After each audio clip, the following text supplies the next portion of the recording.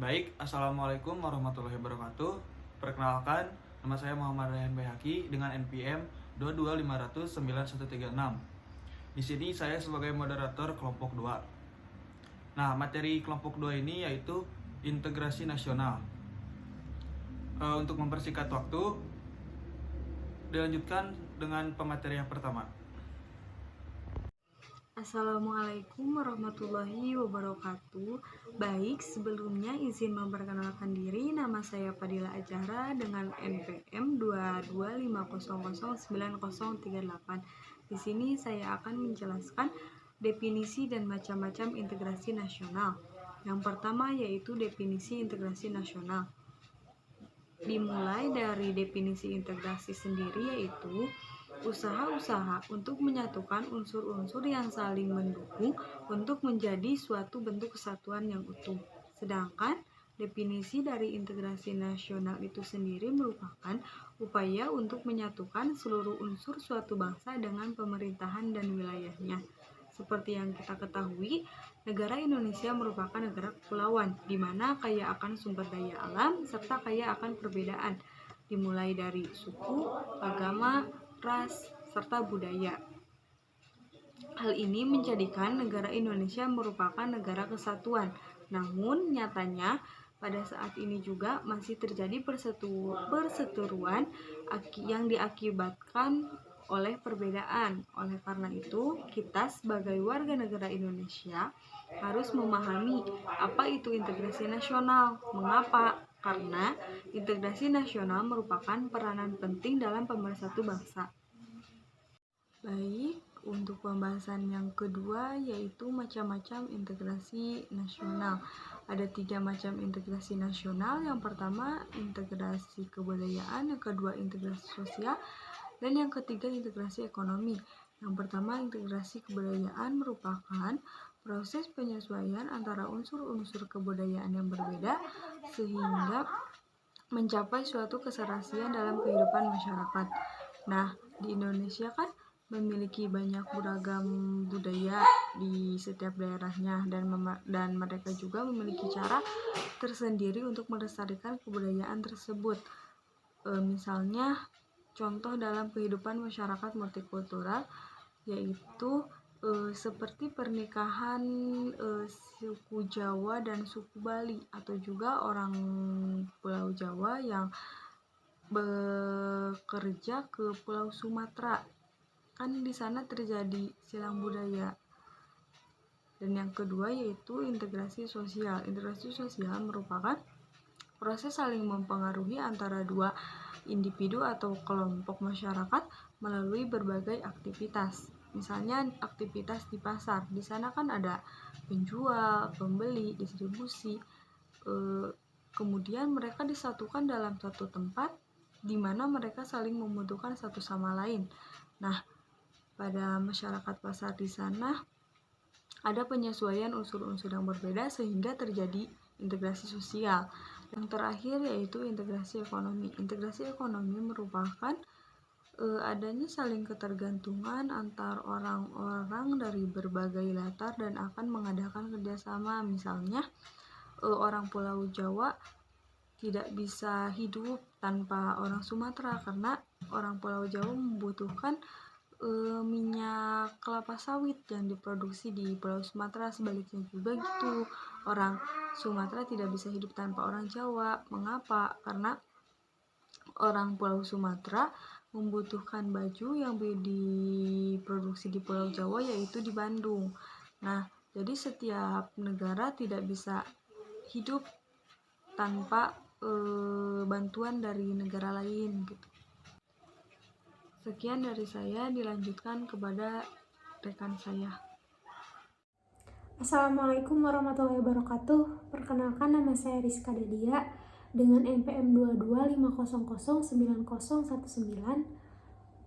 dari kelas A kelompok 2. Di sini saya akan menjelaskan sedikit materi bagian saya dari integrasi nasional, yaitu pentingnya integrasi nasional dan faktor pendorong adanya integrasi nasional. Indonesia merupakan bangsa yang besar dengan segala keberagamannya. Hal itu nyata karena Indonesia merupakan negara kepulauan yang meliputi berbagai pulau yang tersebar dari Sabang sampai Merauke, yang menyebabkan atau menimbulkan adanya berbagai keberagaman suku, budaya, bahasa, dan lainnya. Nah, oleh karena itu integrasi nasional itu sangat penting karena untuk menyatukan berbagai perbedaan yang ada di Indonesia untuk menjadi kesatuan yang utuh agar mencapai tujuan bersama. Oleh karena itu banyak tantangannya untuk menyatukan perbedaan yang ada di Indonesia. Tetapi di sisi lain juga berbagai keberagaman itu menimbulkan beberapa konflik antar suku, antar ras, agama, dan lain-lain. Jadi integrasi itu penting adanya karena jika tidak ada integrasi atau usaha-usaha untuk mempersatukan bangsa Indonesia mungkin akan terpecah belah dan tujuan negara pun tidak akan tercapai jika rakyatnya juga tidak bersatu. Nah, oleh karena itu integrasi sangat diperlukan untuk mempertahankan persatuan dan kesatuan di negara Indonesia itu. Nah, jadi begitu ya, intinya integrasi nasional itu sangat penting untuk bangsa Indonesia. Karena bangsa Indonesia beragam, banyak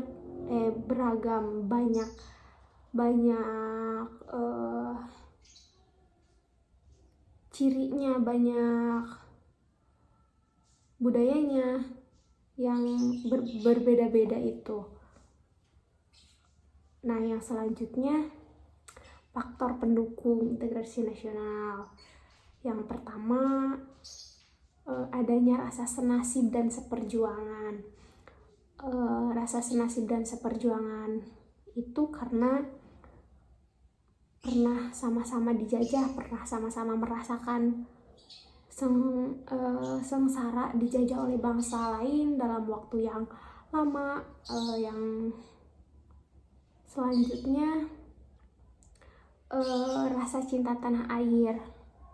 Jadi ya perasaan mencintai tanah air itu sehingga timbul keinginan untuk mengarahkan untuk mengarahkan persatuan dan kesatuan demi mencapai tujuan bersama. Yang selanjutnya adanya kesamaan rasa memiliki Indonesia. Jadi kesadaran akan pentingnya menjaga Indonesia karena Indonesia itu merupakan tanah kita, tanah kelahiran kita, milik kita. Jadi akan ada kesadaran untuk menjaganya. Nah, sekian yang bisa saya jelaskan terkait pentingnya integrasi nasional dan faktor pendorong integrasi nasional. Mohon maaf bila banyak kekurangan. Wassalamualaikum warahmatullahi wabarakatuh. Assalamualaikum warahmatullahi wabarakatuh. Perkenalkan, nama saya Najril Hasbilah dari program studi agribisnis Fakultas Pertanian dengan nomor NPM 225009063. Saya dari kelompok 2 mata kuliah PKN dengan pembahasan presentasi bab 2 yaitu tentang integrasi nasional. Seperti yang sudah teman saya jelaskan sebelumnya, bahwa integrasi adalah upaya untuk menyatukan unsur suatu bangsa dengan pemerintah dan wilayahnya. Nah, integrasi nasional ada histori ataupun sejarah di balik bagaimana integrasi itu bisa ada. Ada 3 bagian daripada histori integrasi nasional. Yang pertama adalah integrasi Imperium Majapahit, di mana dalam integrasi Imperium Majapahit ini terbagi menjadi 3 konsentris dengan berbentuk kemaharajaan. Konsentris yang pertama yaitu di pusat, yaitu Pulau Jawa dan Pulau Madura, yaitu wilayah inti yang dipimpin oleh seorang raja dan saudaranya. Kemudian konsentris yang kedua yaitu konsentris di pesisiran ataupun di luar Pulau Jawa dan Madura, yaitu ada kerajaan-kerajaan otonom. Dan yang ketiga ada konsentris mancanegara, yaitu di luar negara gitu, yaitu ada Thailand dan Kamboja yang mengadakan hubungan diplomatik dan juga hubungan dagang. Nah, yang kedua ada integrasi kolonialisme Belanda. Model integrasi yang kedua ini lebih tepat disebut sebagai wilayah Hindia Belanda yang baru sepenuhnya dicapai pada abad ke-20 dengan wilayah yang membentang dari Sabang sampai Merauke. Pemerintah kolonialisme Belanda mampu membangun integrasi wilayah dengan menguasai maritim, sedangkan integrasi vertikal antara pemerintah pusat dan daerah dibina melalui jaringan birokrasi kolonial yang terdiri tenar atau pegawai Belanda dan pribumi yang tidak mempunyai jaringan dengan massa atau rakyat. Dapat dikatakan bahwa pemerintah kolonial tidak mempunyai dukungan yang berarti dari rakyat Indonesia. Integrasi model kolonial ini tidak mampu menyatukan segenap keragaman bangsa Indonesia, tetapi hanya untuk bermaksud menciptakan kesetiaan tunggal pada penguasa kolonial. Yang ketiga adalah histori integrasi nasional. Model integrasi ketiga ini merupakan proses berintegrasinya bangsa Indonesia sejak bernegara merdeka pada tahun 1945. Integrasi model ini berbeda dengan integrasi model kedua. Integrasi model kedua dimaksudkan agar rakyat jajahan mendukung pemerintah kolonial melalui penguatan birokrasi kolonial dan penguasaan wilayah. Sedangkan integrasi model ketiga ini dimaksudkan untuk membentuk kesatuan yang baru, yakni bangsa Indonesia yang merdeka, memiliki semangat kebangsaan nasionalisme yang baru atau kesadaran kebangsaan yang baru. Model integrasi nasional ini diawali dalam tumbuhnya kesadaran berbangsa, khususnya pada diri orang-orang Indonesia yang mengalami proses pendidikan di politik etis pemerintah kolonial Belanda. Para kaum terpelajar mulai menyadari bahwa bangsa Indonesia adalah bangsa jajahan yang harus berjuang meraih kemerdekaan jika ingin menjadi bangsa yang merdeka, bersatu, berdaulat, adil, dan makmur, yang sederajat dengan bangsa-bangsa lainnya di dunia, sehingga mereka berasal dari berbagai daerah, berkumpul dan bersatu untuk mendirikan organisasi-organisasi pergerakan nasional, baik yang bersifat keagamaan, kepemudaan, kedaerahan, politik, ekonomi, perdagangan, dan kelompok perempuan.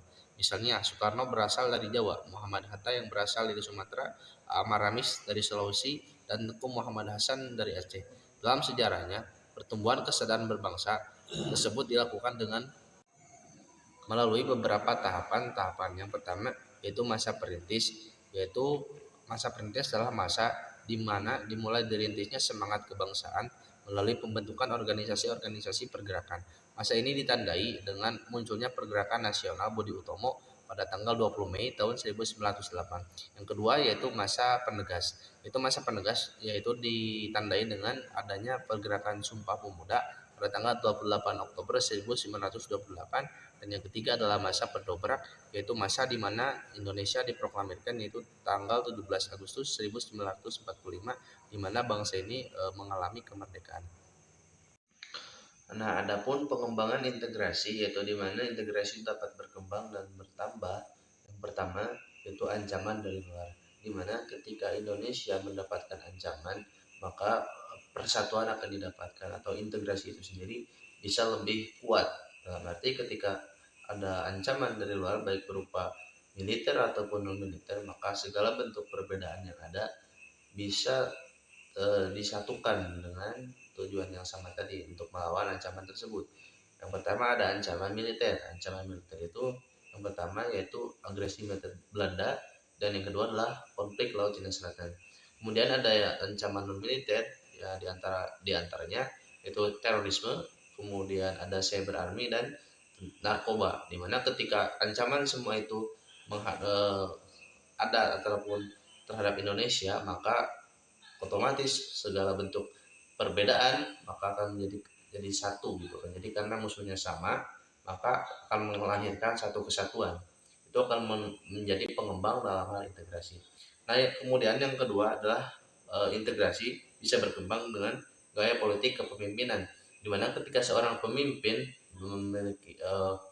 memimpin suatu wilayah, maka segala bentuk perbedaan bisa disatukan dengan karisma dari pemimpin tersebut gitu kan. Dengan gaya kepemimpinannya, maka segala bentuk perbedaan bisa disatukan dengan gaya kepemimpinan politik. Kemudian yang ketiga adalah kekuatan lembaga-lembaga politik, di mana ketika satu masyarakat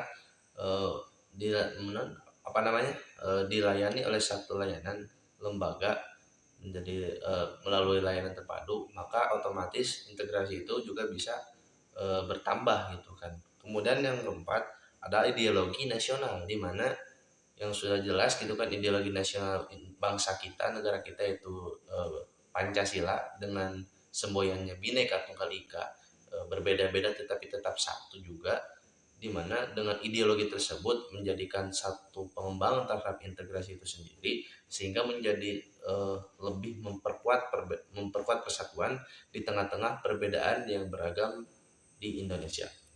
Kemudian yang terakhir adalah kesempatan pembangunan ekonomi. Ketika masyarakat memiliki kesempatan yang sama terhadap pembangunan ekonomi, maka itu juga menjadi satu pengembangan terhadap integrasi itu sendiri. Nah, jadi itu poin pentingnya terhadap pengembangan integrasi ada 5. Yang pertama, ancaman dari luar, baik militer ataupun non-militer. Kemudian yang kedua, ada gaya politik kepemimpinan. Dan yang ketiga, ada kekuatan lembaga-lembaga politik. Yang keempat ada ideologi nasional, dan yang kelima adalah kesempatan pembangunan ekonomi. Itu mungkin dari saya. Sekian, Assalamualaikum warahmatullahi taala wabarakatuh. Kemudian ada tantangan dalam membangun integrasi nasional. Dalam mewujudkan integrasi nasional, tentunya kita akan dihadapi dengan tantangan, yaitu tantangan dalam dimensi horizontal dan vertikal. Dalam permasalahan horizontal, yaitu permasalahan yang berakar dari perbedaan ras, suku, agama, masalah teritorial, dan juga unjuk rasa adalah salah satu permasalahan dalam dimensi horizontal. Kemudian ada dimensi vertikal, yaitu celah pembeda antara kaum elit dan massa, yang dimana pendidikan kekotaan kaum elit berbeda dengan massa yang cenderung dipandang tradisional. Contohnya, pemerintah harus mau mendengarkan keluh kesah rakyat, harus mau terus-menerus mengunjungi masyarakat yang merasa terpinggirkan. Kemudian ada esensi dan urgensi integrasi nasional. Esensi integrasi nasional adalah upaya untuk menyatukan keberagaman bangsa Indonesia, sedangkan urgensi integrasi nasional adalah kesadaran bangsa Indonesia untuk bersatu secara mutlak. Baik, dicukupkan sekian materi dari teman-teman saya. Nah, jadi kesimpulan dari integrasi nasional adalah usaha dan proses mempersatukan perbedaan-perbedaan yang ada pada suatu negara, sehingga terciptanya keserasian yang kita ketahui Indonesia merupakan bangsa yang sangat besar dan kebudayaan atau wilayahnya. Mungkin cukup sekian dari kelompok 2. Mohon maaf bila ada kekurangan dan kesalahan. Wassalamualaikum warahmatullahi wabarakatuh.